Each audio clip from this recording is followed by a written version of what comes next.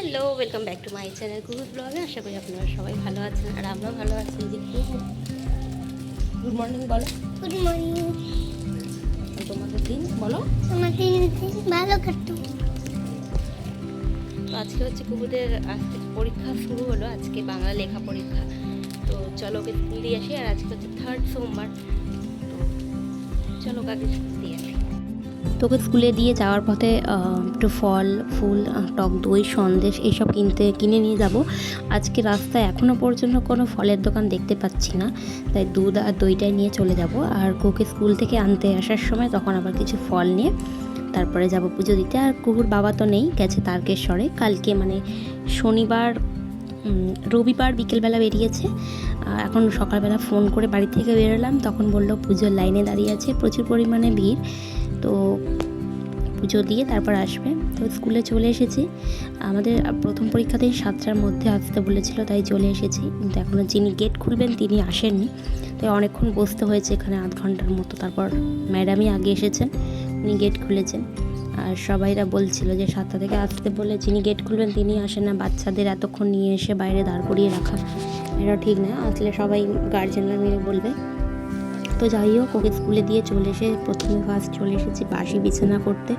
তো তোমাদের সাথে কথা বলতে বলতে বাসি বিছানা করা কমপ্লিট। এবার বাসি কাজ সেরে স্নান করে কুহুকে নিয়ে চলে এসেছি। তারপর চলে এসেছি একদম ঠাকুর ঘরে, শিব ঠাকুরকে অভিষেক করাচ্ছি, তাই ভাবলাম তোমাদের সাথে শেয়ার করি। প্রথমে জল দিয়ে অভিষেক করিয়ে নিলাম, তারপরে একে একে মধু, ঘি, টক দই, তারপরে হচ্ছে গরুর দুধ আর হচ্ছে চিনি দিয়ে অভিষেক করিয়ে নেবো। আসলে কী বলো তো, গরুর দুধ এখানে পাওয়া যায় না, প্যাকেট দুধ দিয়েই করাই। তাই এখানে একটা ঠিকানা পেয়েছি, তাই ভাবছি যে কদিন মানে শ্রাবণের সোমবারগুলো অন্তত গরুর দুধ যদি আনিয়ে করতে পারি, আনানোটাই বড়।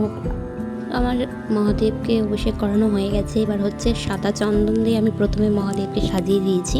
আমি যেটুকুনি শুনেছি সাদা চন্দনই মহাদেবের প্রিয়, তাই প্রথমে শ্বেত চন্দন দিয়ে দিলাম। তারপর আমি একটু অষ্টগন্ধা গুলেছি, আর একটু অষ্টগন্ধাটা গোলে না পাতলা হয়ে গেছে, তাই এরপর অষ্টগন্ধা দিয়ে মহাদেবকে সাজিয়ে দিচ্ছি।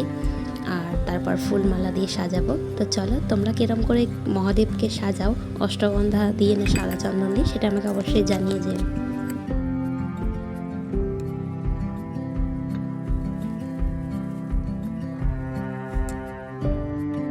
তো আমি মহাদেবের জন্য এই সোমবার নিয়ে এসেছিলাম নীলকণ্ঠর মালা, আর বাবাকে সাজানো হয়ে গেছে। এখানে আমি চন্দন লাগিয়ে বেলপাতা আর দূর্বা অর্পণ করে দিলাম। এরপর দিয়ে দেবো একটা ফুল মাথার উপরে, নীলকণ্ঠ ফুল।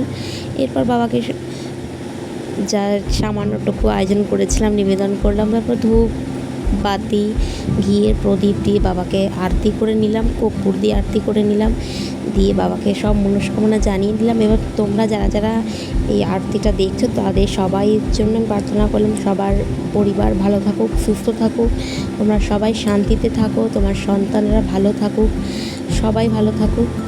আর বাবা তো আছেই সবাইকে ভালো রাখার জন্য। তো এই যে আমার পুজো করা কমপ্লিট, আর আমার মহাদেবকে আমি সাজিয়েছি নিজের মতো করে। কেমন লাগছে অবশ্যই জানিও। তো আজকে তো আমার পুরো মানে উপোস বলতে আমি ফল আর মিষ্টি খেয়ে থাকবো। তারপর কুহুর বাবা গেছিলো তারকেশ্বর, সে তো কালকে বিকেলে গেছিলো, তোমাদের বললাম। তো এই যে ফিরছে, এখন বাজে প্রায় 12:30 মতো। তো এই যে ফিরছে, পা ফুলে ঢোল হয়ে গেছে, তারপরে হেঁচে গেছে, তারপর পায়ে অ্যাঙ্কলেট পরেছিল অনেক পর, মানে হেঁটে যাওয়ার পর পায়ে যখন প্রচুর ব্যথা করছিল তখন রাস্তা দিয়ে অ্যাঙ্কলেট কিনে পড়েছে। তো যাই হোক আসছে, তো চলো ওর পাটা ধুয়ে দিতে বলি। আমি তো ধোবো না, কারণ আমি উপোস করেছি, তো পাপটা ওরই হয়তো হবে। এই যে ওপরে আসছে, তো চলো ছাদে গিয়ে কুহুকে বলি ওর বাবার পায়ে জল দিয়ে দিতে।